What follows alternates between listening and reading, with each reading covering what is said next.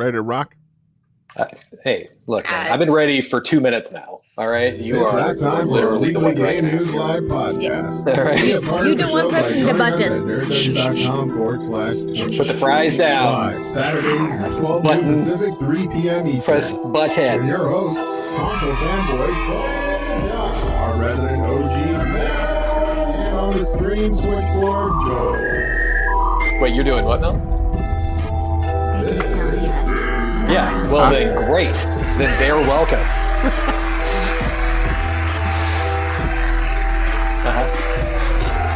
Yeah. Now is the opportune time for that fry. That's what we're doing During the transition phase. Like transition. We're live now, and you're just like, dip the fry in your frosty. oh, I get sauce on my shirt. Ew. Wait. Okay, good. Wait, son of a. That has been known to happen. Oh, That's my not fries. goodness. That's yogurt. Ugh. Welcome, People like, everyone. are you having yogurt with fries? I mean, that's ranch sauce, yes. Yeah, ranch. That's a. All right. Hey, everybody. Welcome to Game News Live. How you doing, everybody? What up, Maddie? What up, Squally Zero? Thank you for joining us. As always, we're here for the weekly game news every Saturday at noon Pacific, 3 p.m. Eastern. I always get tripped up over that. It's 3 hours, bro. I understand. Plus 3. So plus 3. So 13 o'clock. 13 o'clock. I mean, 1300 would be an hour from now, but whatever. I'm about to say 1300 is 1 a.m. Yeah. 1 p.m. No, it's 1 p.m. So all the mountain people, all the mountain people are 1300 right now. This guy knows shit. Right. It's just math. It's simple math. It's okay. All right, let's get I on. love you, man. Yeah. All right, we're gonna get started out with game releases. Hold on. What? I didn't tell you guys this in the pre-show. I wanted to pull out a little surprise. Okay. Are you ready? I don't know. I don't know. I wanted to call this out because of a conversation we had last week. I found it. Oh my god. This is the Nyko Airflow EX. Dude, didn't I borrow that for a little while? You might have at some point. This is one of the things we were talking about last week. With the big fan on it. This is the oversized controller that has a fan inside of it. And I thought the Duke controllers were bad. Oh, I told you last week that this thing is huge. And if you want to know, speaking of oversized controllers, oh my god. Like, it's almost about the same size. Yeah, it's like, this should show you how obscenely large the DualSense is, but also if I line up the tops, the Nyko is still bigger. Wow. So like, look at like where the thumbsticks are on the DualSense, and then go down an inch, and then you have the thumbsticks here. Yeah, it's like those thumbsticks are almost as big as Squall's nips. Yes, almost. There you go. No, so and this is and what's cool about Windows 10, I plugged it in because I wanted to actually turn this thing on, and and Windows 10 was like, discovered Nyko Airflow, and then it was like installed. Feel free to use. And I was like, good for them. That's weird. But yeah, this has like customizable buttons. Something that works with Windows 10 outside the box. Amazing. Yeah, it's like, everything's like, all the buttons are labeled just numbers, like 1, 2, 3, 4, and then the shoulders are 5, 6, 7, 8. And then if I go, and I don't know how my mic is right here, so. Oh God. Jesus. Yeah, the fan kicks on, and like it has these little air vents on the side. I bet you, like here and all around the handles, that just blows out air to keep your hands nice and dry. I would think that controller is more efficient to be like a server fan, because that's exactly what that sounds like. It does. Oh my goodness. I was getting different sounds by like holding it certain ways. It's like. Surprised the bearings. How much did that cost you back then? When I first bought this, like I said, like we were talking about this last week, I bought this for Alien vs Predator 2, which I used to play on the PC. So when was that? 2002, 2001? Oh Jesus! You know, like this thing is like probably almost 20 years old. And I was like, oh my God, I still have this. And then I plugged it in and it worked. And I'm like, putting this on the show. There we go. How long did it take you to find that on your bins? Honestly, it took me about, it was under a minute because I know which bin I keep all of my PC crap in. Oh, okay. Like old PC, like boxed games and things like that. Like in a trash can? Is that how you label it? Like subpar crap. Mm-hmm. And then like on top of that is like Atari 2600 where it's like much better crap. Yeah. Has no lid on the PC stuff. Just had to dig through like piles of like old fast food containers and stuff. Jeez, that just makes me wonder if I still have my old weird controller back home. Oh, yeah, God. The dragon. Yes, the dragon, dude. But yeah, you were here for that show last week. I felt bad for Mel. Yeah, I was like, it was. Where'd you pick that up on EB Games or something like that? Like GameStop before. Oh, this is like before, like when the original Xbox was still a thing. Yeah. So. That was 2001. So yeah, or 2002, 2001, 2002. Yeah, there's no date on this. Like, you know, like whatever. It has a US patent number and like a model number, and that's it. So it's like it's. But I remember I bought this when I still lived in Kentucky. So I moved to Vegas in 2006. So it was before that. 50-year-old device works, but not the Bluetooth audio. Yeah, not the Bluetooth audio, which is not Zero's jacked up Bluetooth audio. But yeah, it's it still works. I'm assuming it still works because Windows 10 installed the driver for it. So it's I'm surprised it still exists. For anyone in the chats and the comments, what was your favorite third-party controller? Not anything from Microsoft or Sony or anything like that or Nintendo, but what was your favorite third-party one? Yeah, this is. You want to see the most obscure? Yeah, someone's here. Thing. A banana with some buttons. Oh, by the way, the cord on this is. By the way, the cord on this is easily like 20 feet long. It's insane. What the hell was that about? Always, it was always third-party controllers that were just like, oh, you need 10 feet. So it's like we'll throw in that 15. Is a lot. That is a lot of controller right there. But yeah, someone look up. Someone hit up Wikipedia. When did Alien vs Predator 2 on the PC come out? Because that's what I played this. Like I bought this so I could play Predator with a controller because he had like 47,000 vision functions and everything like that. And I'm like, I can't do this on a keyboard. This is stupid. 1999.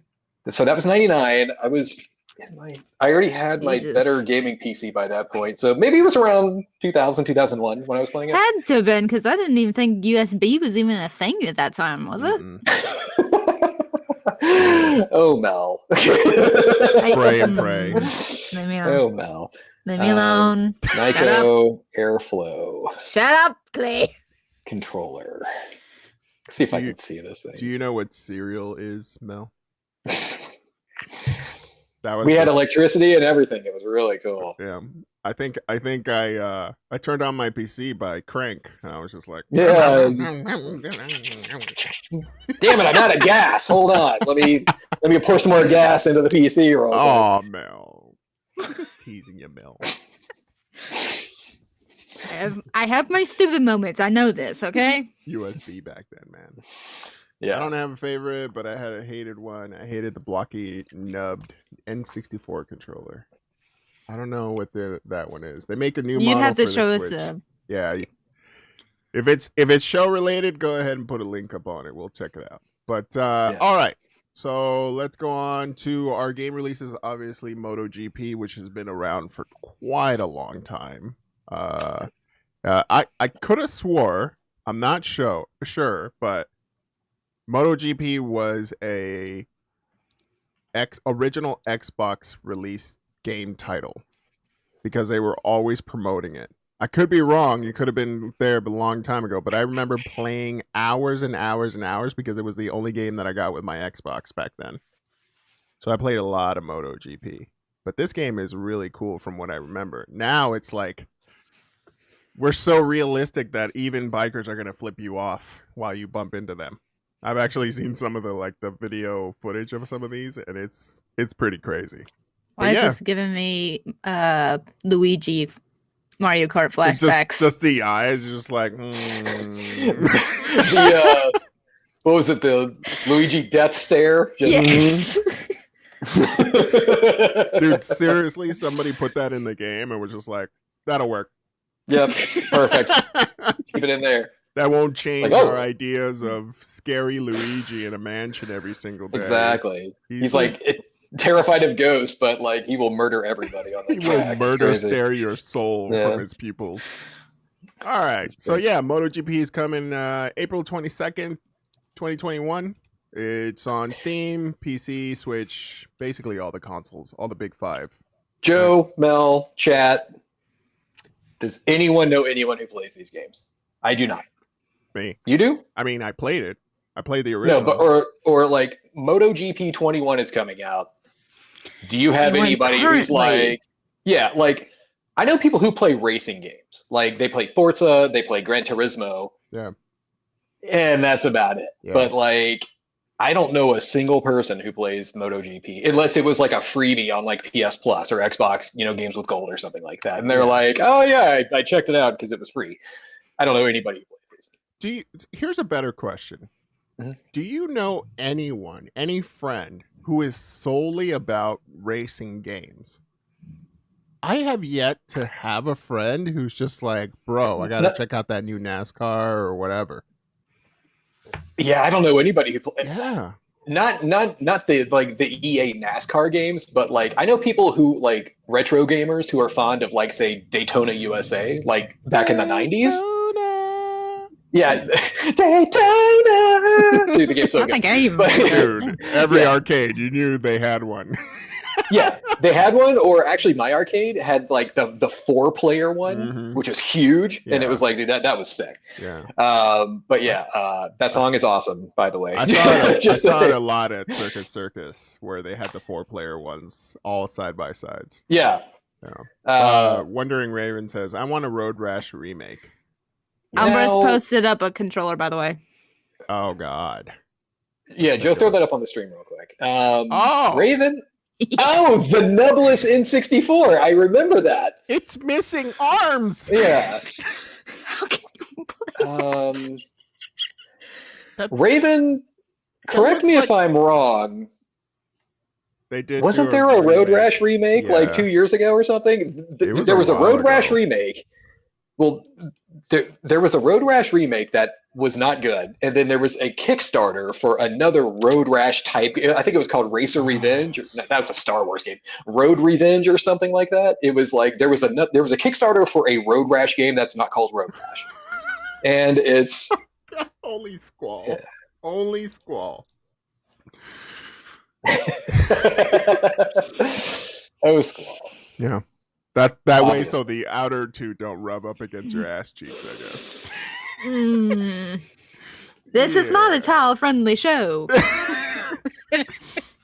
I mean, poor controller. It just looks like it either belongs on some sort of Zelda keyhole or to death.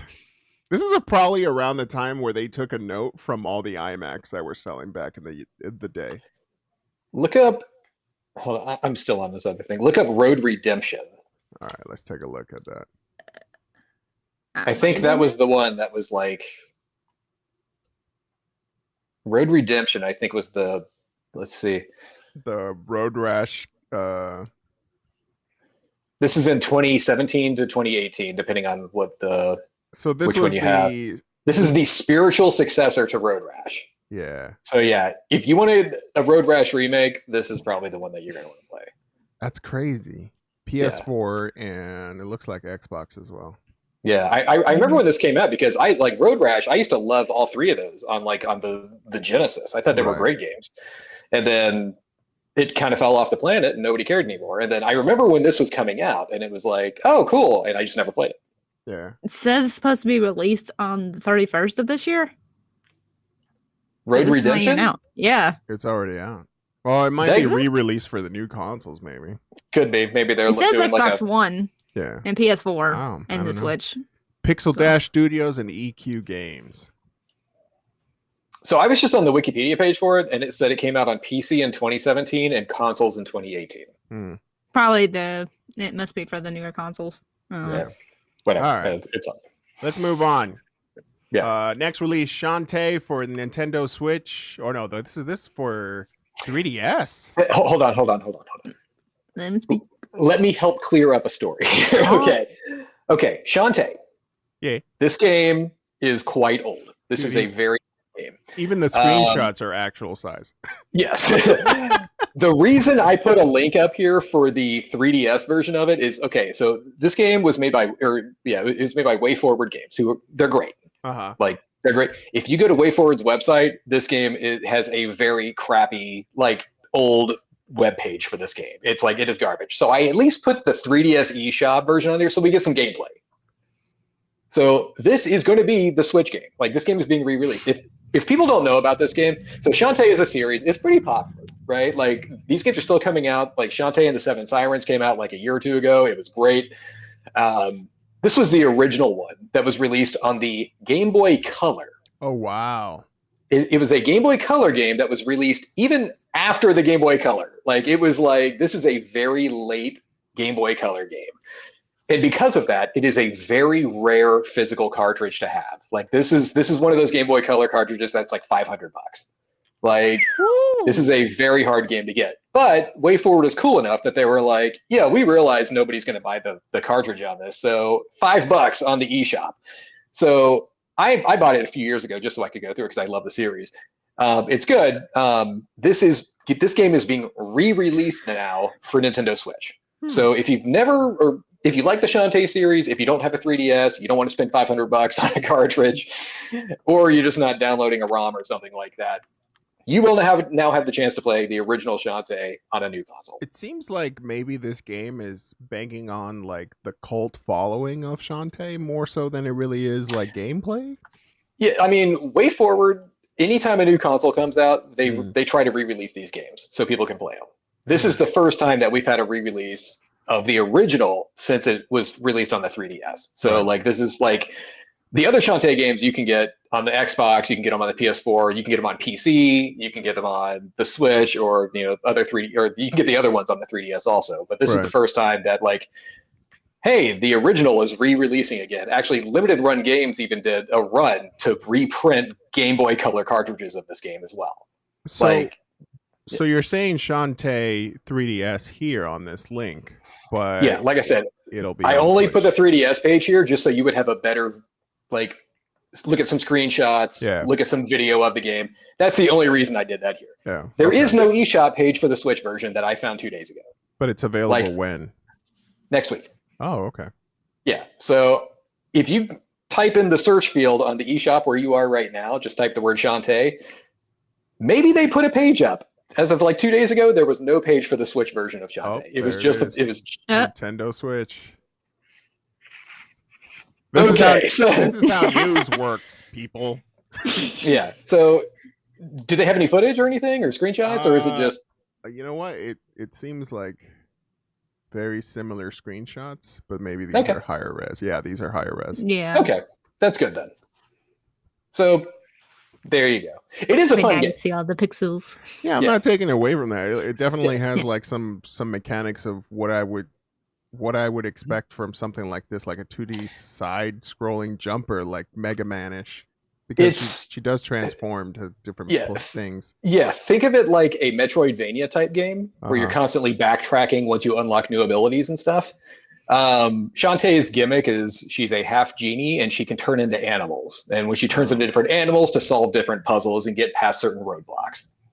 That's cool. So like, yeah, this series is awesome. I would recommend the Shantae series to anybody. These are super fun. Cool beans. Alrighty.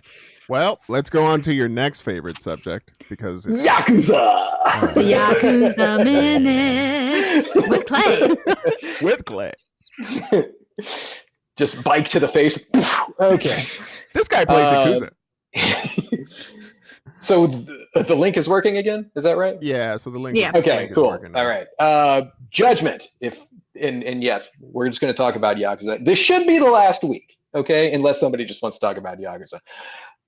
Judgment was a game released strictly on the PS4. It was a PS4 exclusive a few years ago, 2019, I think, and it was really good. It's a fantastic game. Sega is re-releasing it for the PS5, and then they're also bringing it to the Series X and Google Stadia. But PC? No. So, man, we're still waiting on that PC release so you all can play this. But, yeah, we need an intro. Yakuza time! Yeah.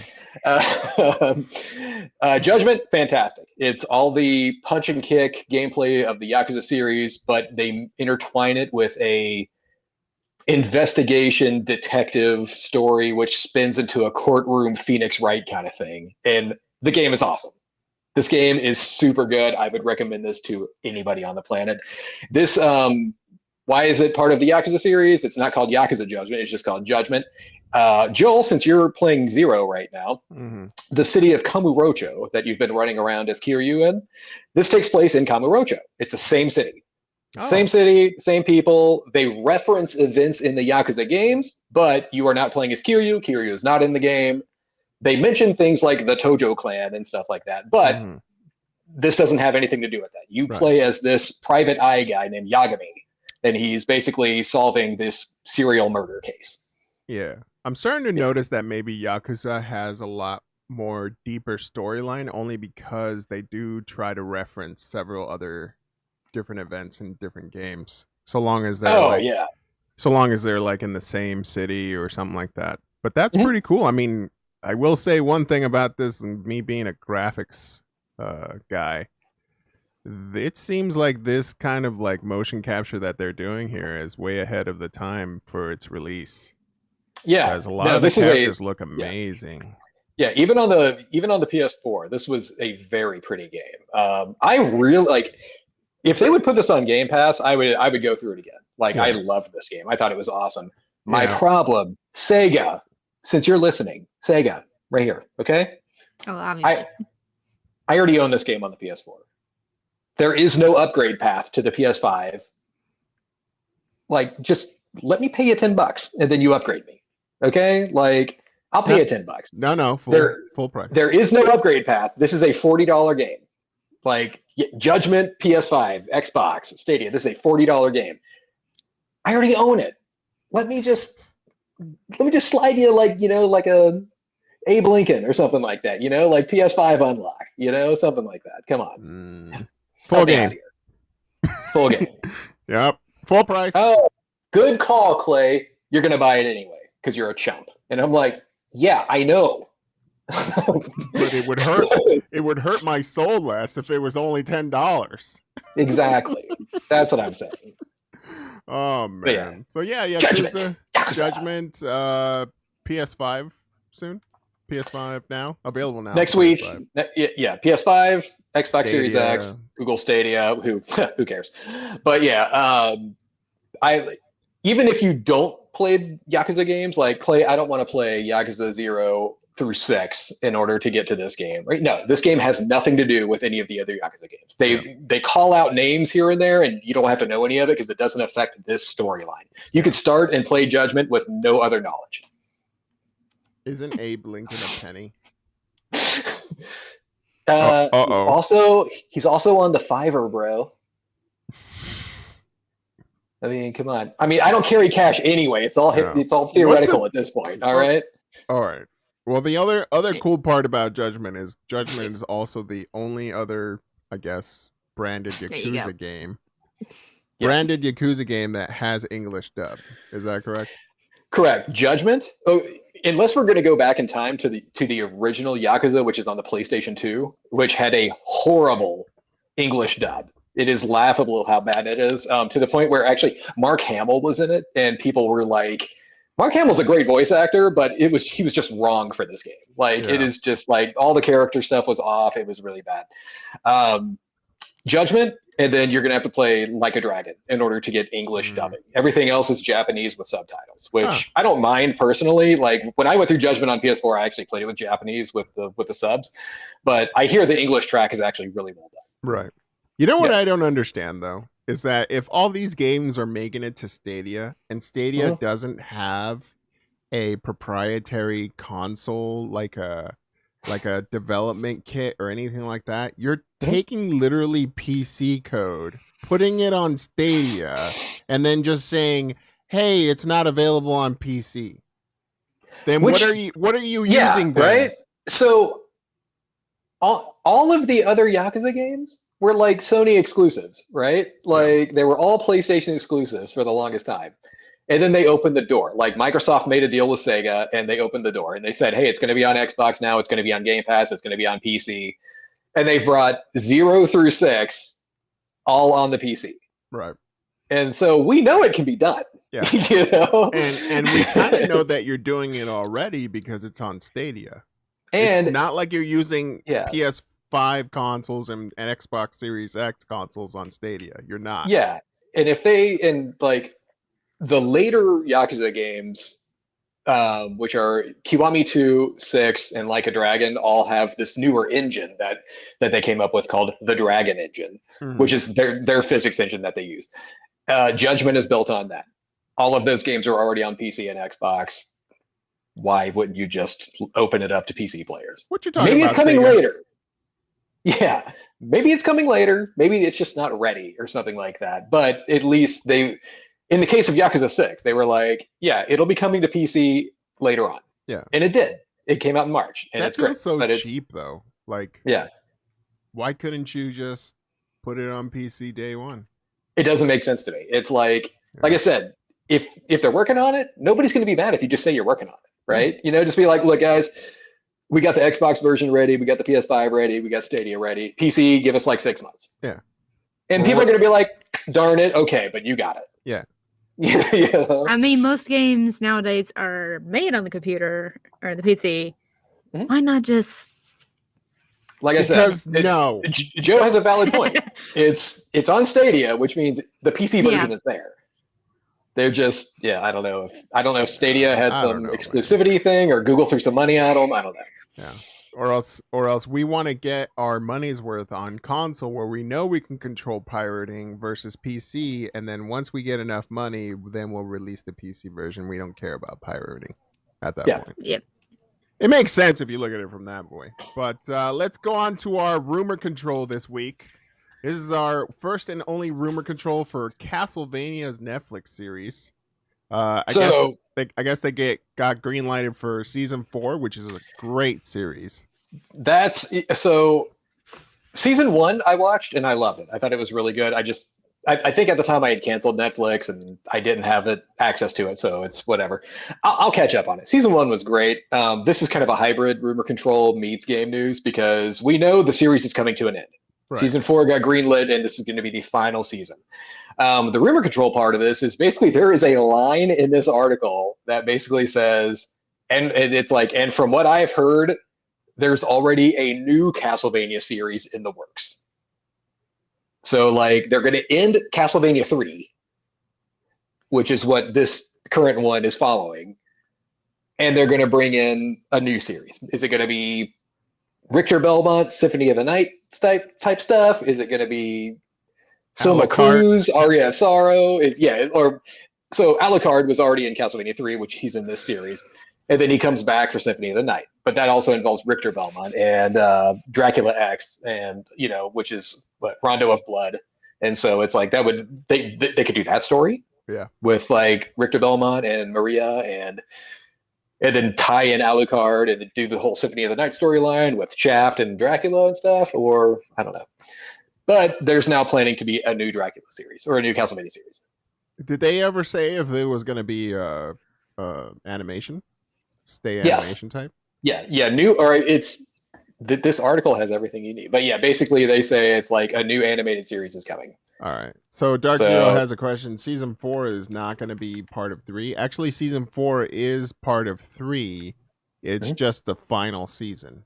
So after season 4, it will be a brand new series of something else. That's Castlevania. So like I said, I haven't watched seasons 2 and 3 yet, so I don't even know where the story is. But if Dracula's still alive at this point, then they're just going to close out Castlevania 3. Right. And then Trevor, I'm not going to spoil the ending to Castlevania 3, so I'm just going to let that go. All right. Yeah. All right. So cool stuff. new series of Castlevania. The first series is great. I've watched all seasons. I'm dying to see season 3 or season 4. Yeah. And then whatever they come up with next, I don't think they can go wrong with that story. It's just been pretty good all around. Mm-hmm. All right, so let's get on with our game news this week. We got a couple of articles here, really interesting stuff. Sony looking to bring popular franchises to mobile now. I wonder what the move for this was. Like, I get that mobile has been doing very well for the last couple of years, and there's a lot of money to be made, especially if you want to look at microtransactions, because it's a lot easier to get away with microtransactions on mobile. But don't know how they would go about it, especially with not having a very strong cloud game right now. Yeah. So, I mean, this is basically, I don't know, like, I thought this was a really strange article, but I mean, on a business sense, it makes sense, where this all came up because of a job posting about a head of mobile. You will lead all aspects of the expansion of our game development from consoles and PCs to mobile and live services, with a focus on successfully adapting PlayStation's most popular franchises for mobile. So it's like, okay, look, Uncharted is a great series. I love it. It's one of my favorite Sony franchises there is. They released a Vita version, and it was great because it was Uncharted on a Vita, and you had buttons. And, it was the must-have for a PS Vita. Yeah, absolutely. It was a solid game. Is it as good as all the others? No, because it was smaller and handheld and everything like that. But it was still a really solid game. Right. And maybe it's just the old guy in me talking. Like I like buttons. Yeah. I like buttons. Like, I don't want to play Uncharted on this flat plastic thingy or this flat glass. Yeah. This doesn't make fun games. And I could carry around a controller with me. And I could play, the new Uncharted game is on phone now, and I can hook up a Bluetooth controller and play this. And it's like, or I can just play it on my TV. Yeah.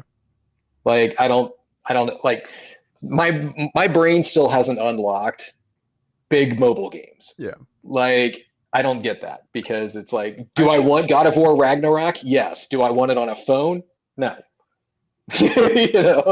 Like, I want it on my TV with awesome sound and everything like that. Like, I don't want, just drag my little directional slider forward so he runs forward and tap things and maybe I miss and there it is. And I'm like, but there's definitely a market for mobile friendly games that aren't necessarily your AAA titles either, right? Like, you have a Call of Duty version on mobile, but it plays a lot better if you have a Bluetooth controller that just slaps on. Yeah. For everything else that are more like card games, kind of like how Hearthstone's like that, things of that nature where you could just use touch, that makes a lot more sense, and they're pretty much borderline gray area AAA games at that point. So Dark Zero's in the chats here. He says, I do COD Mobile with an Xbox controller. So I guess here is a valid question then. So is there something that you like about Call of Duty on a mobile device, or do you just not have access to your TV at all times, like a family member monopolizes the TV? Or is it like, what's the reasoning for going, I want to play Call of Duty now, but no, not on that TV or at my computer, I'm going to play it on my phone? I think you're hitting two different paths here. One is your addiction to Call of Duty first and foremost, because Call of Duty on mobile is nothing but microtransactions everywhere. Yeah. A lot of the gameplay is very free and all this other stuff. But if you really want to get to anything, if you're a Call of Duty fan and you want to take it mobile, then there's that other aspect. So yeah, cool that you want to take it mobile, but then also the game itself gives you that. I don't think Call of Duty is a very good example, because they give you that itch of always wanting to push more and more and more, to buy more, to spend on certain things, where it's just meant to be like that. But other games like card games, they're also like that. They're with their decks and whatnot. It's just not as pushy. So I think the mobile aspect is always good if you already have that itch. But I also think like these predatory games of having to sell you everything is just making it worse for you not to pick up a mobile game. You know what I mean? Like you're gonna want to because you have that desire to want to have everything unlocked. Yeah. And some people just like the gameplay. And like me, I play Warzone. I play Warzone and I paid nothing. I've never spent on anything for Warzone. Yeah. Zero says he actually plays better with a touchscreen than with a controller. So okay, that is a clear reason why you would want to keep doing that. Then it's like I play like little puzzly type games on my phone. Yeah, like my wife does too, like Frenemies, or I don't know what it's called. Well, I played one that was really cool. It was a puzzle game, but it was based on like Friday the 13th. It was called like Slasher Camp or something like that. Oh, I know that one. It's also on Steam, by the way. Yeah. Yeah, it was free on the phone, so I was like, sure, I'll try it out, and it was really fun. That and I played a lot of Lara Croft Go. The little puzzler thing. Yeah. Yeah, which was a lot of fun. Pretty fun. Yeah, games like that I don't mind because they're designed for mobile screens, right? Like it's all that's turn-based. Yes, it's designed for something like that, mobile screen. If I'm in a waiting room or something like that, I can break that out and kill 20 minutes. But like, I don't know. I guess I use the Game Pass streaming thing on my phone every now and then. Like if I'm laying in bed and it's like, let me fire up Yakuza 0 or something like that. Right. That's cool. But like, I would never. I don't know, unless I'm laying in bed about to go to sleep, and I don't know. To me, it's just like if I want to play a game, I just turn on a console. For the chats and comments, what's your favorite mobile game that you couldn't live without? And where do you play it? Do you play it at home or? I don't think I even have any installed right now. I don't have any games installed on my phone. The only thing I have on my phone, game-wise, aside from Pokemon Go, which I do sometimes still play. Right. I don't have any. There's also Animal Crossing Pocket Camp that I have, and I tried that. Are you actually playing that? Not really, no. Okay. I tried it when it first came out, and Nintendo is so bad at phone games. It is like, for a company that makes so many great gaes, it's like they have a company that they like outsource all of their mobile gaming to, and it's like they are all terrible. Yeah. I have played. I didn't play Fire Emblem because I hate that series, but like the Super Mario Run and the Animal Crossing. There's a Mario Kart one as well. Mario Kart. I was in the beta test for Mario Kart, and I was just like, it's on rails. Yeah. It's not on rails, but it's like Nintendo has this thing where when they design a game, they say every game needs to be playable with one hand. Yeah. So like when you're holding your phone and you're playing Mario Kart, it's like your thumb is like right in the middle of the screen, and then you just kind of drag it side to side to steer. Yeah. And it's like it doesn't allow you to really fail too much. Yeah, it just wasn't fun. Oh, and these games, Nintendo has ruined every game, Animal Crossing included, with microtransactions. Yeah. Every game like Mario Run, like Super Mario Run was the first game that they had that came out, and I remember there was a free trial of it. So like you can download it, you get like the first 2 levels, right? Like 1-1 and 1-2 or something like that. And then you would have to pay for more levels. Oh, yes. On a microtransaction basis. Or you can unlock the full game for $10. And it was like, you all just not know how mobile gaming works. Yeah. Like, no, you can sell me an ad-free version for at the max $5. I might spend $5 on a good day. Yeah. $10 for a full game? Get out of here with that. Yeah. I'll continue to overpay for all of the other console games that Nintendo makes. Yeah. I'm not doing that on my phone. So again, Nintendo is also, I mean, not saying that this is directly Nintendo, but Nintendo is also known for making pretty smart decisions by allowing their IPs like Pokemon to be used on mobile games that explode throughout the entire world for their GPS games. And now there's like a dime a dozen GPS games like the Walking Dead GPS game and all this other Jurassic stuff. Park and others. Which don't do well because they're just banking on the franchises, which that's what they just thought. But Pokemon the Harry Go. Potter one did the same thing. Yeah. Well, the thing is, the Pokemon one and Harry Potter are made by the same company. Yeah. So that's why that's still going on. Yeah. Mm-hmm. But at the same time, it's like it's not because it was Harry Potter or Walking Dead. It's because Pokemon Go is literally the story of some person going around the country and collecting Pokemons. Yeah. That is basically the story of the entire thing. And you're battling it out, and you add all these other things like hatching eggs and being able to take over certain GPS spots with whatever their gyms are and whatnot. And it made sense. But when you stick Harry Potter into those kind of things, it's just like, where was this? I don't remember trying to like handle some Gryffindor shit somewhere else. I'm like, it was all on campus. All the animals have run wild, bro. You gotta go. The different creatures of the magical world. Yeah, like they're all the fantastic beasts have run amok. You gotta go. Yes, that was a great movie. Actually, I like the first one. I thought the second one sucked. I've never seen any of it.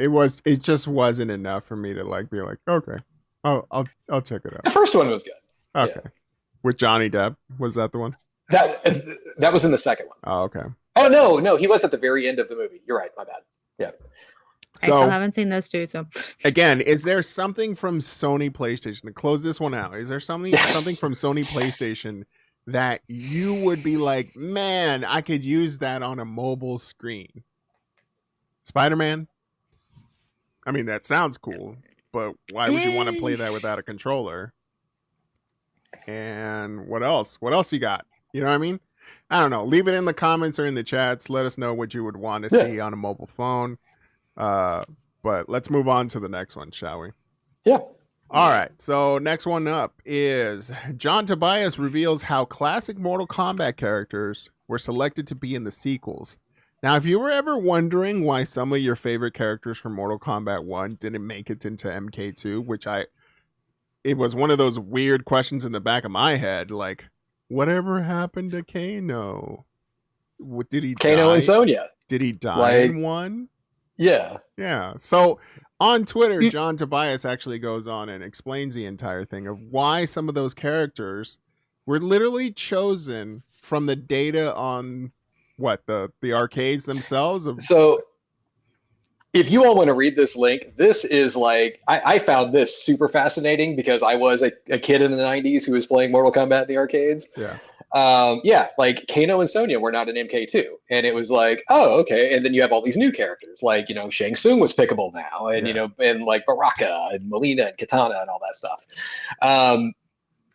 So apparently, when they were coding Mortal Kombat 1, and then they did the same thing with MK2 and 3 and all that stuff, they had a little hidden button code that when like the attract screen was playing, they could do like a little, secret password kind of thing, and it would do a character audit, and it would show on the screen who all was picked the most and who was picked the least.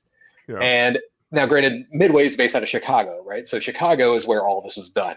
So Ed Boon and John Tobias would go around and they would, quality control check cabinets and stuff like that, and they would basically keep tabs on all these numbers. And they were like, well, Kano and Sonya were picked the least out of like all the machines we looked at, so they're gone from MK2. And then then they built out the roster for MK2. And then when they did audits on that, they were like, well, Johnny Cage isn't picked anymore, apparently, so let's remove him from 3. And it was like, I thought this was fascinating. Yeah. And I was like, this is really cool to like know all this stuff. So some of the crazy stuff that John goes on and says on this Twitter post is that fueled their return in MK3, right? Johnny Cage, despite rumor and nonsense, was cut because he was the least selected character in MK2, as where, believe it or not, Raiden and Baraka, I think it goes on to continue here. Raiden and Baraka, Katana, Melina, Scorpion. Oh, he goes on to talk about MK3. So all this stuff is not even in order. But the one thing I always wondered, and he's absolutely right, and he answers it here, is remember back in the Super Nintendo, Sony PlayStation days of MK3, where MK3 had a limited roster That was on the PlayStation. And we didn't think it was a limited roster. We just thought that this was the roster. They did the exact same thing for MK2, where they removed some of the key characters.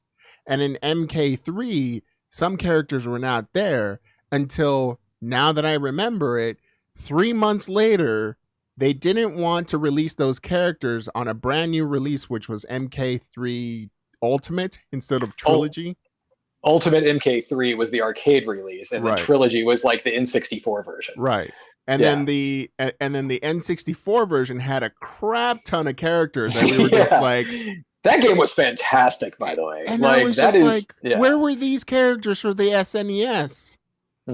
Because they weren't anywhere in there. I think the PS1 didn't even have some of them. The PS1, actually, it was...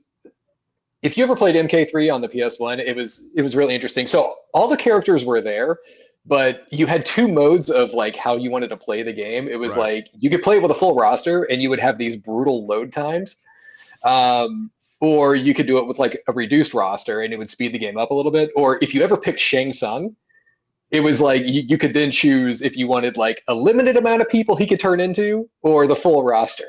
Because if you wanted the full roster, every time you did like a character swap with Shang Tsung, it would freeze the game for like 5 seconds, just so they could like load that sprite in. Oh my goodness!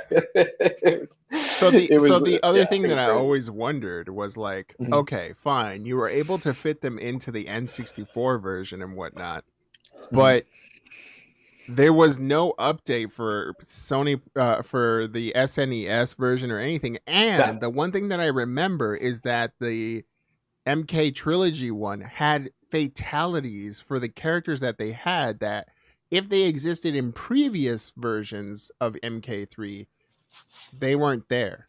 Yeah. So Scorpions like raised from the hell all these other Scorpions that I only saw in the arcade version. That was only in Ultimate MK3. Yeah. Right.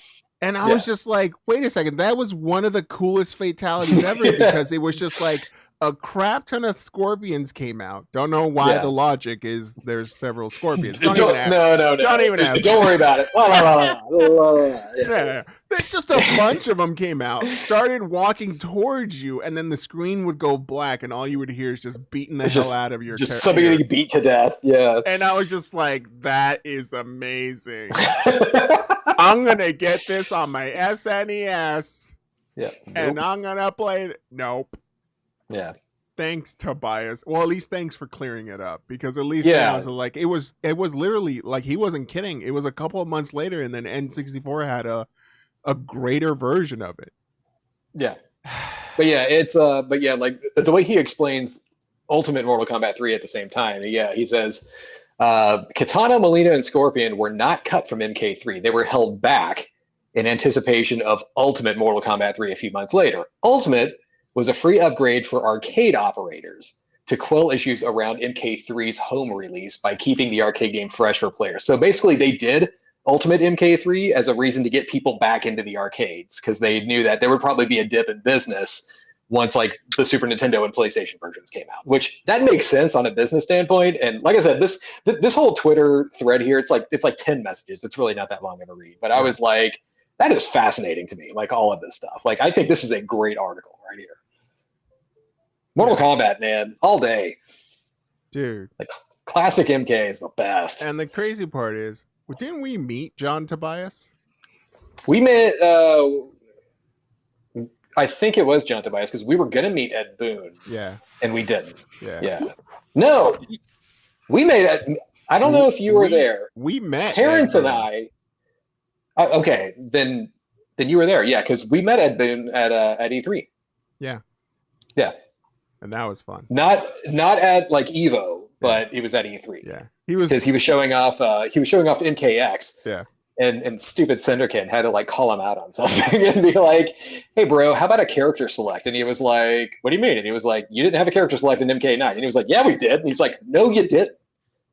And he was like, "Hold on." Wait, what? A character select? I'm sorry.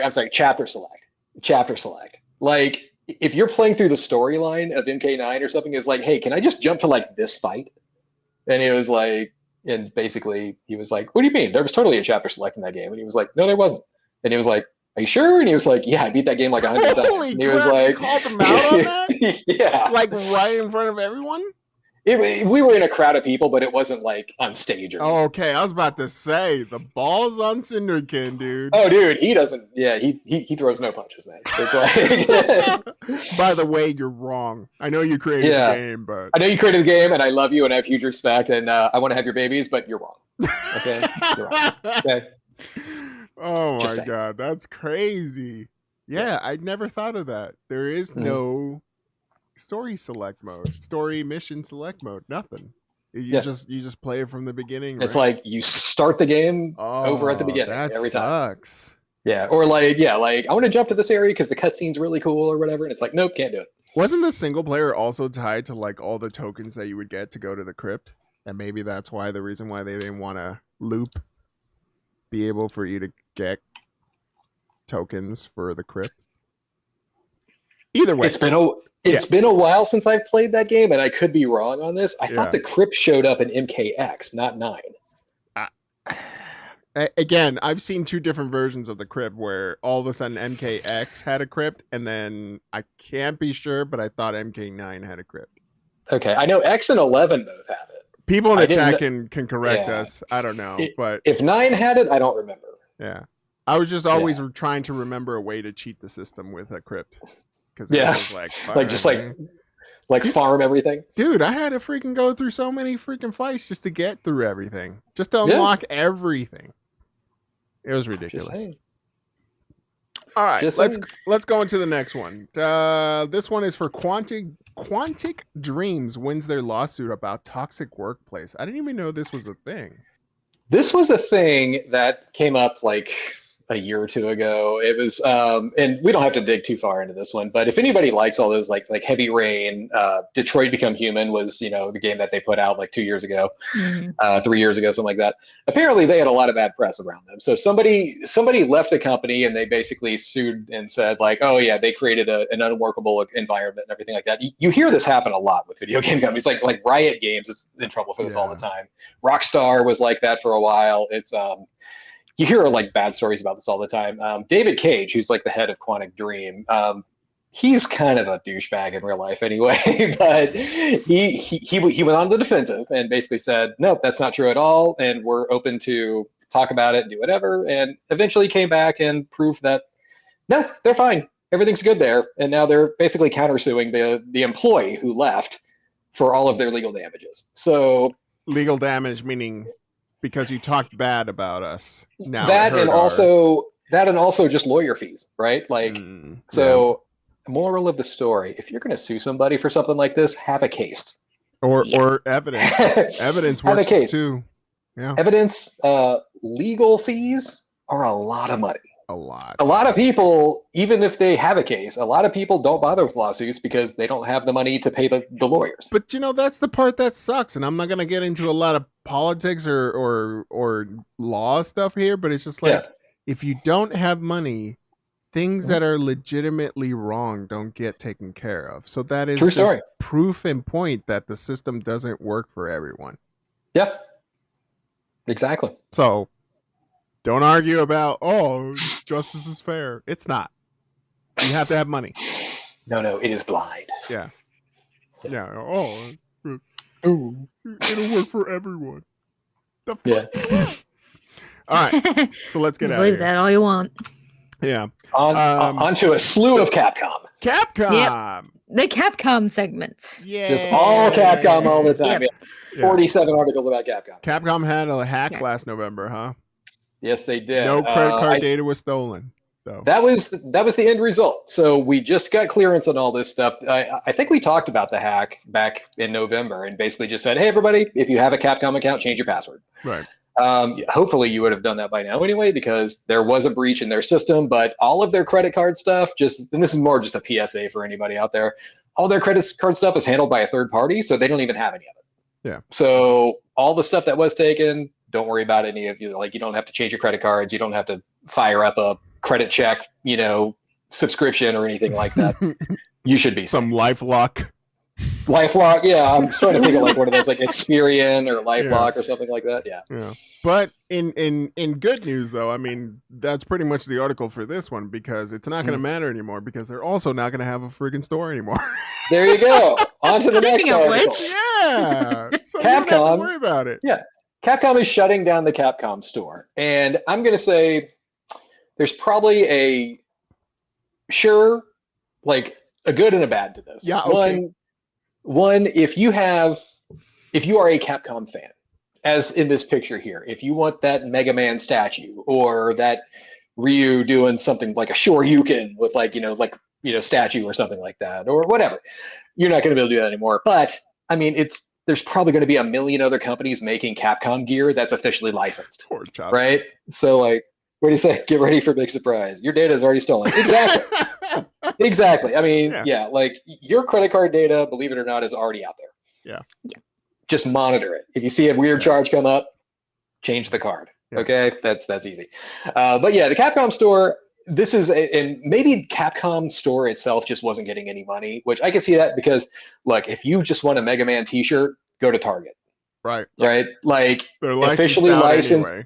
Capcom licensed gear is everywhere. Yeah. It's not like you're going to, oh man, I can never buy whatever anymore. No, it's still out there. Yeah. You're just not going to buy it directly from Capcom. Or if you want that copy of a new game, like Resident Evil Village, go to Amazon. Yeah. Go to Target. Go to Walmart. Buy it somewhere. Like you don't have to go to shop it from Capcom themselves. They're probably just going to overcharge for shipping. Just don't go to GameStop. Yeah. You'll notice I didn't even mention them. Yeah. So it's like, basically, Capcom doesn't want to do anything with your credit card information at this point, and which is great. Leave it up to the tried and true companies to handle your stuff. Amazon. Leave it up to the third parties to do all that. I would say this: Capcom with Resident Evil Village, which we're going to be talking about here in a second, they have an opportunity here to make a lot of money. Mm-hmm. They have an opportunity, and not just on the game. So in the past, they sold, I don't know if you ever saw this, they sold a bust of a liquor from like Resident Evil 2. And it was like $1,000, like a statue, like a bust. And it was really cool looking. And they sold out like instantly because there's a lot of Resident Evil fans who were like, yes. If they want to do that with like Lady Dimitrescu, the hot, tall vampire chick, like just sell a statue of her or a pinup calendar or a poster, life size or something. Can I get a life size, please? Like 9 feet 6 inches of like just statue that doesn't even fit in your house. Yes, please. Like they have the opportunity. There are so many fans of this one character in the world that are like, and the story you could charge $5,000 for a statue of her and you will sell out instantly. Like, this is an opportunity to make a ton of money. So if the Capcom store is closing down, I hope you all already have an agreement with like whoever created the liquor bust. Yeah. Mm-hmm. To like, hey, we will officially license the Lady Dimitrescu fucking statue. Just yeah. What do you say? That's an epic grandma. Mm-hmm. Yes, it is. Yes. What a gilf. I mean, yeah. It's like, this is, calm down, boys. Calm down. This is such an opportunity for them to make a fortune. And it was like, if the GameStop or I'd have to say GameStop, if the Capcom store is closing down, I hope they're licensing the crap out of that character to anybody else who will make something. Yeah. T-shirts, posters, 9 feet tall body pillows. Like, come on, this is gold I'm throwing at you guys right now. Like, there you go. Like, sell 9 feet 6 inch long posters that can't even fit anywhere, but people will buy them. Clay, can you please stop talking? I don't want to stand up. All right, let's get to the next one. So we're still talking on Resident Evil here. Yeah, that's what I'm saying. Like, I hope they're licensing that character. So, speaking of Resident Evil Village,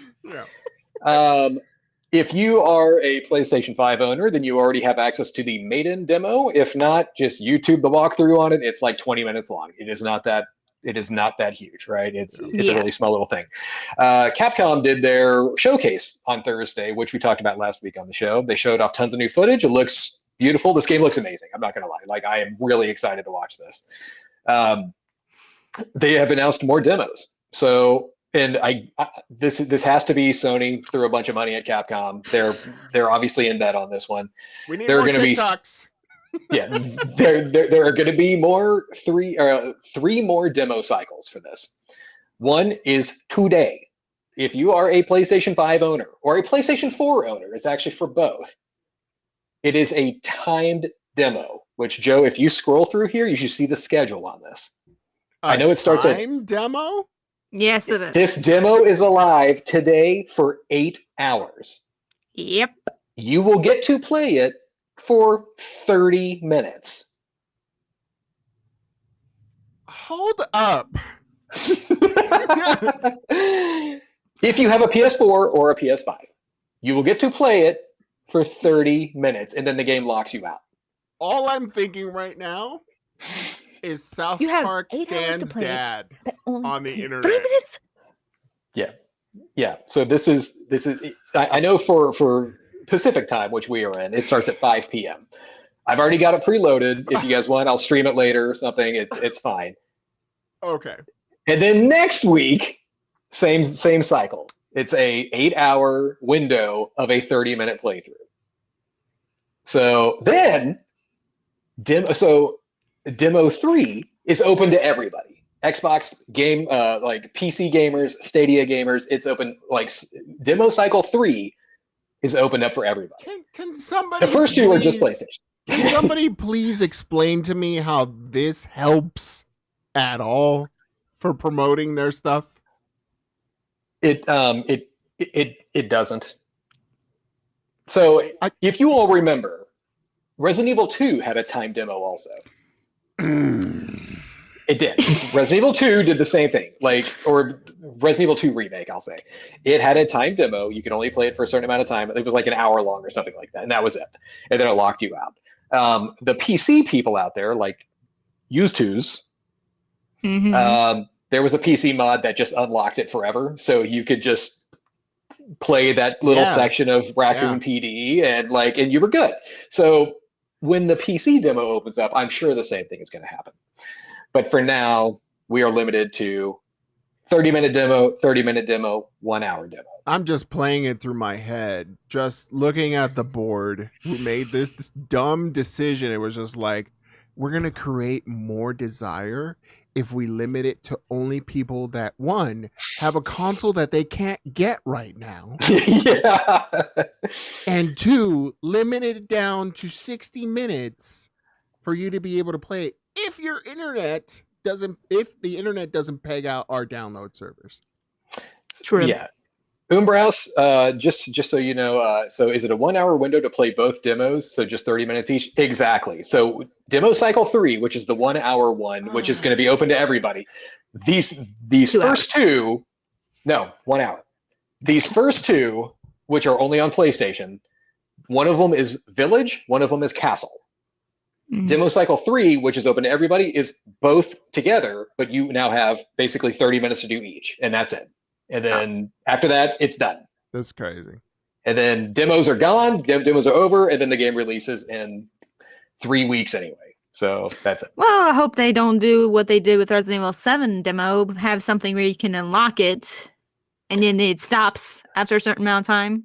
But I mean, every time they updated the Resident Evil 7 demo, I mean, people were on it. Yeah. Like they were scouring every inch of that house. Yeah. Because at the end of it, you unlocked like one of those upgrade coins or something like that. And it was like just to have that one little extra, thing for the machine. It was cool. But yeah, Matt has a good point here. All press is good press. We are talking about it. Squall had a really good point there about people playing their 30 minutes differently, comparing notes, trying to find out more of the story, things like that. I get it. Like, Capcom is drumming up a ton of press on this.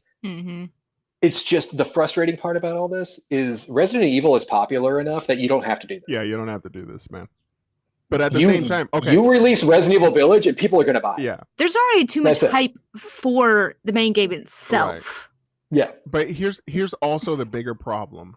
You start this trend down, everyone's gonna start doing it. Mm-hmm. All other developers are gonna be all like, guess what? That Overwatch 2 friggin' gameplay that you want, you're gonna get 4 hours. That's about it. See you later. Don't give them the idea, Joel. I'm just saying, dude. Like, I know.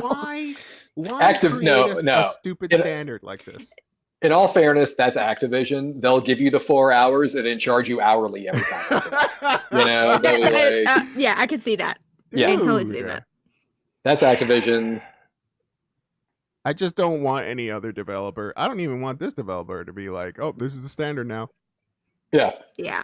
What are you gaining besides? Okay, fine, you're gaining negative press. I'll go with what Matt's logic is. You're gaining some press, any press, good, bad, doesn't matter, right? But at the same time, you're kind of just giving a bad taste for those who can't, who don't have a PS5 or a PS4 or any of these things. They're not able to enjoy the game as if they had an actual. This feels like this is just promoting for people who don't have a job. Mm-hmm. Because guess what? We gotta go to work. And so your demographic is This is not giving them enough time because they could be easily working during this time. Your demographic is not your tweens. I guarantee you that. Your demographic is those who were there with you for that PlayStation 1 days. That's your demographic. And lo and behold, guess what? We work now. So how about stop doing stupid stuff like that?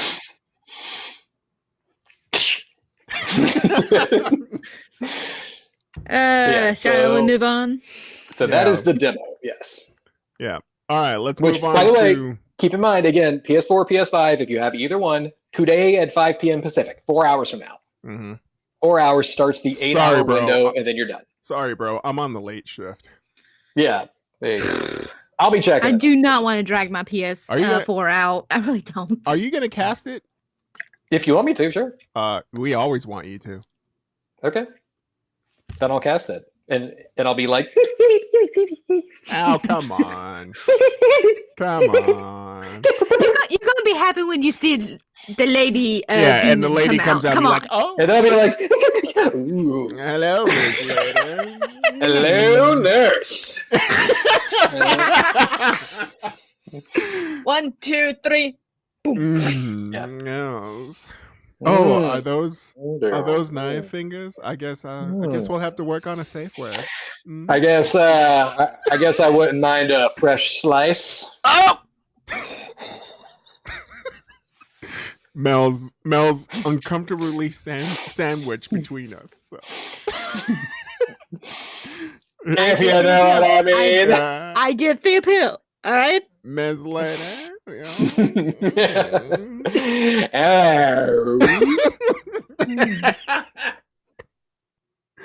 Hold up.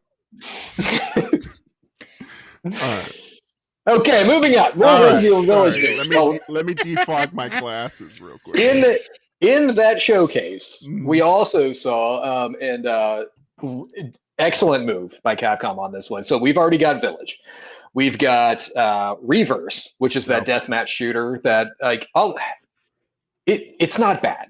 It's not a bad game. It's actually fun. It's just I just don't see the need for it, right? Like deathmatch shooter inside of Resident Evil, it's whatever. So Capcom is bringing back Mercenaries mode. Ooh. They showed this off as well. This is great.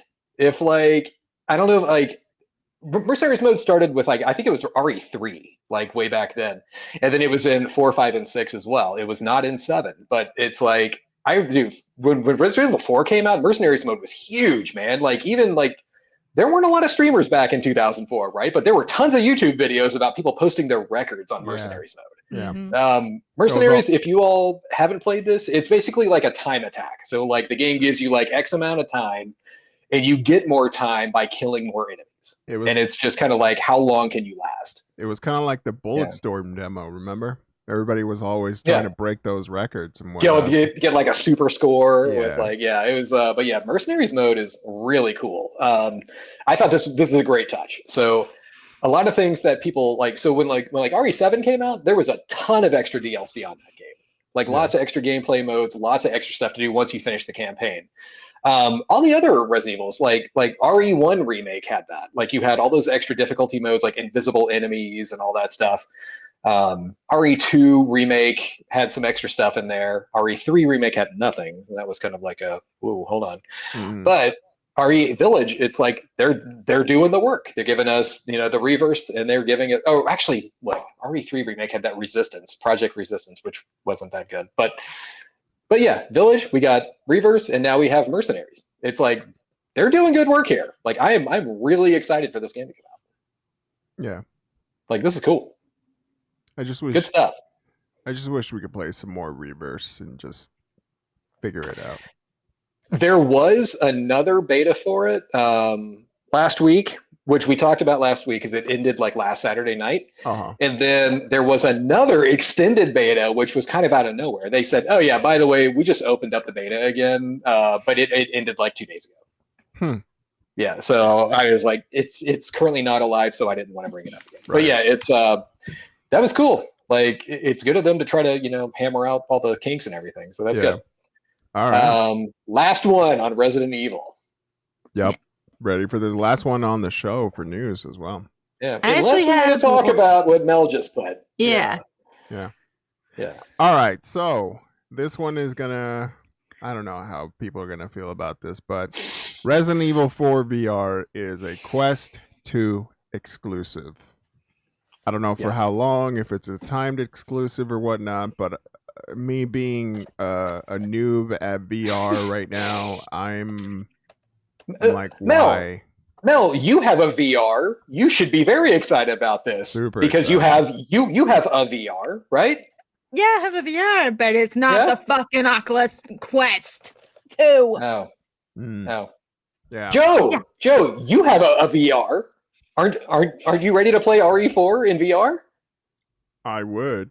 If I had an Oculus Quest 2. Oh. I have an HTC Vive.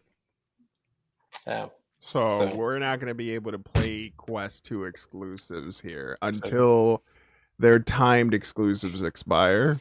Yeah. And Quest 2 releases them so that way we can play them. Because clearly, even the framework for all these VR games are going to be the same on every other headset, but because Facebook or whoever made the decision of saying this is going to be an exclusive, I don't know if this is going to convert to actual sales of Quest 2.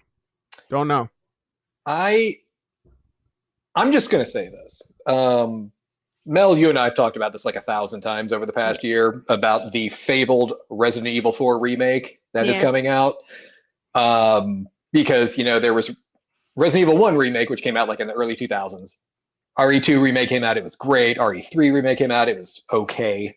and it was like, where's RE4 remake? And there was all these stories, there's rumors out there. It's never been acknowledged by Capcom, but there's rumors that it's happening. And they even switched teams like a few months ago because they were worried about the direction it was going. And then now we see this. And it's just like, I really, really, really, really hope this is not the RE4 remake. I don't think so. And like, we're still going to get another one. Because this is like, it's Resident Evil 4 and it's first person because VR with Leon, and it shows him like pew-pewing and like he has a knife in his gun and all that stuff. And it's like, cool. For VR people, great. Cool. Like, I'm not a VR person, so whatever. I didn't even play RE7 on VR, so it's like, whatever, cool. But it's like, I really hope there's still another RE4 remake coming out. Yeah. And this is not it. I really hope. Because this... Nothing against... This, not just because I'm not a PC VR person, this was disappointing as hell. Yeah. Yeah. Well, I don't think it's going to be a Resident Evil 4 remake. Or what they were expecting, because it's still very classic looking Resident Evil 4. Mm-hmm. If it was going to be a remake, I would expect, being a Capcom, it would look more like what Final Fantasy VII remake is like, where it's more episodic, a lot of games like that are going that route. I'm not saying that Capcom has a track record for it, but it's definitely profitable. when you spend so much time actually doing a remake, not a remaster. If anything, these just have like better textures just for the Oculus as it is anyway. But even then, an Oculus is kind of underpowered for games to me. They look like mobile games because they don't require a PC. Yeah. So, and granted, like Resident Evil 4 for a game that's like 15, 16 years old now, it's still a pretty game. Mm-hmm. Like even on the GameCube when it came out, it was a really pretty game. It still is. And then when they re-released it for everything else, like PC and PlayStation and all that stuff, yeah, and they made it widescreen and all that stuff. And I get it. It's still a pretty looking game. Right.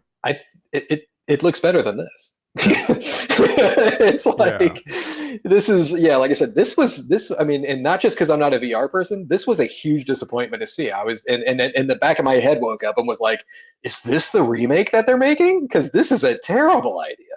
Yeah. Like, and I don't normally like agree on remasters because it's just like you're already spending the effort to upscale a lot of things. Just remake it if it was that much of a of a game. But okay, so Resident Evil has first-person shooter games. They're called Survivor, or like Resident Evil Survivor. There's 3 of them. There was also like the Umbrella Chronicles games that were on the Wii and the PS3. You can port those to PC VR in a second. Why wouldn't you just focus on that? Yeah. Or remaster those games or make them better or something like that. Like why wouldn't you just do that? I feel like every time we ask these questions, there is some hidden logical reason why that we just would be like, The hidden logical reason is those 5 games are not as popular as Resident Evil 4. Yeah. That's literally it. Because RE4 has such a fan base that just because it's called RE4 in VR, it'll sell. Sad. But if they said, we're bringing Umbrella Chronicles and Dark Side Chronicles to VR, people will go, all right, I guess. Or Final Fantasy 1, 2, and 3 remaster. Yeah. No, that's the reason why we did Final Fantasy 7 remaster because it was such a huge game. Yeah. All right. Well, I mean, I think it's just going to be a timed exclusive. This is going to make it to HTC Vive or any other VR headset out there in about 6 months when they finally realize, again, the sales did not live up to expectation where they expected them to. Because I don't think it's going to sell Oculus 2s. It's not a must-have. At least for me. Again, I'm not a big, huge Resident Evil fan, but it's like if I'm looking for a new VR headset, I'm looking for a new VR headset that has either a killer capability or a killer app that goes along with it that I know I must have, right? And too many times hardware developers go for the nostalgia rather than just creating a new IP or new capabilities that I've seen HTC Vive do a lot more with their headsets of being able to do motion tracking, do leg tracking, do a whole bunch of other stuff that people are like, I don't even care what it's available there right now. I just love the fact that I'm capable of doing it for when the developers bring a game. Whereas reverse for Oculus, like, what is a huge fan base that we can tack on and then just make a game around it so that way it'll sell because all their Resident Evil friends are going to be like, man, that is a complete different experience. I don't think so. Yeah. But I don't know. I'm always wrong anyway. Actually, so we have one more. What you got? One more. Mel just threw this up in the list here. I didn't even see this on my newsfeed yet. So Umbros actually handed this to me. Umbros? Nice. Yeah. So apparently, you guys have been following the news on that Lord of the Ring games that Amazon's been making for the past 2 years. Where's this at? Right. It's in that Discord. Oh, in the Discord. Okay. Yeah. It's apparently that game just got canceled. Yep. What? So I vaguely remember hearing about this game. Are we talking about the it's a Lord of the Rings MMO. Yeah. Which is not Lord of the Rings Online. It's like a different one. Yeah. Cool. I mean, Amazon cancels MMO game. This is kind of their thing. Didn't they do that before? They literally just canceled another MMO game like a few months ago. that they were working on for years. Or it was a game that launched and then it sucked and they pulled it back so they could keep working on it and then they just canceled it. So this one being canceled, like, okay. And then they're already like that other one that they canceled because it was terrible. It was like they already had another one in place and they were like, no, we're going to kill that one and just work on this one. Yeah. Isn't there a Gollum game coming out? They're supposed to be. Schmeagol yeah, they're supposed to be. Or something like that. But yeah, Lord of the Rings games. I played Lord of the Rings online when it first came out, and it was decent. But it was, I mean, anything coming out back in like the mid 2000s, late 2000s was like trying to compete with WoW, and it couldn't. Lord of the Rings Online, it stayed alive. I think it's still alive. It's like it lasted a long time, but it was like either that or I don't know. But I don't know. It wasn't interesting to me. But yeah, Lord of the Rings games, like the action-y hack and slash ones that were like on the Xbox and the PS2, I thought those games were fantastic. Everything else, like Lord of the Rings is cool to me, but it's not like it's not a must. It's not a franchise I ever get excited about. Yeah, if you want to go live in the Shire, go to New Zealand. You're good. Yeah, go hang out with Gaben. he's technically a Hagrid of that. Yeah, he's like honorary Hobbit giant person. The giant Hobbit. Yeah.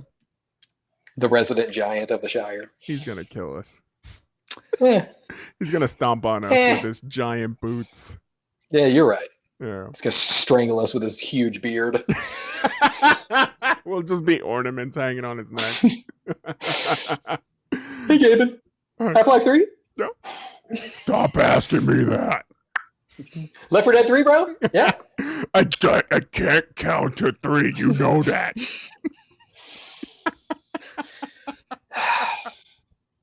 That's it. That's all we got, people. Yeah. Yep. If anything, I'm going to give you anything anyone was ever waiting for. Dota 3.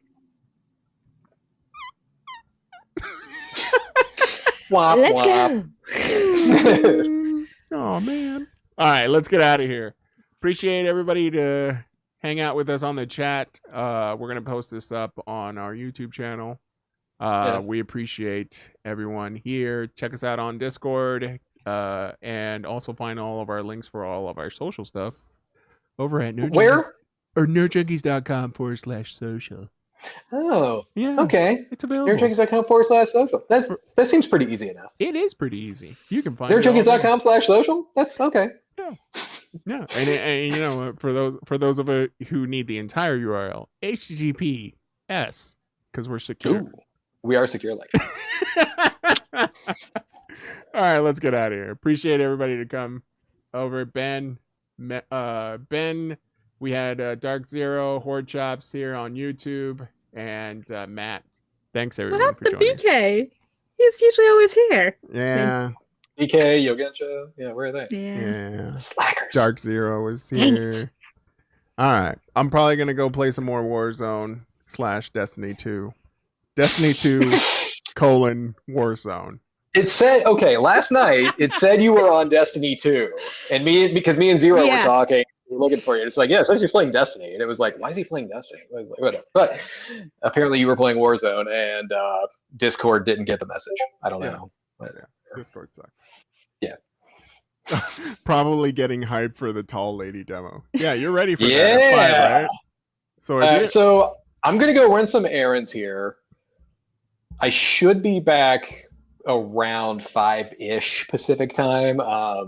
I'll hit you up here on Discord. Like we'll have a chat on Discord going the whole time or something like that, right? But it's and then I'll cast it then. Yes, because I need to record this so that way I'm not limited to 30 minutes. I could just replay it all over. Yeah, lady. Yeah, so we'll do a chat on Discord while I'm streaming that.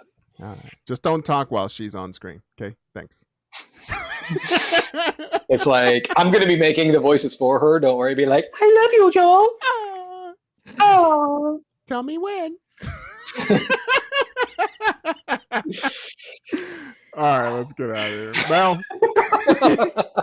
All right, we'll see you guys later. Okay, later, everyone. All right. Bye. Bye. Bye. Bye. Auf Wiedersehen. Sayonara.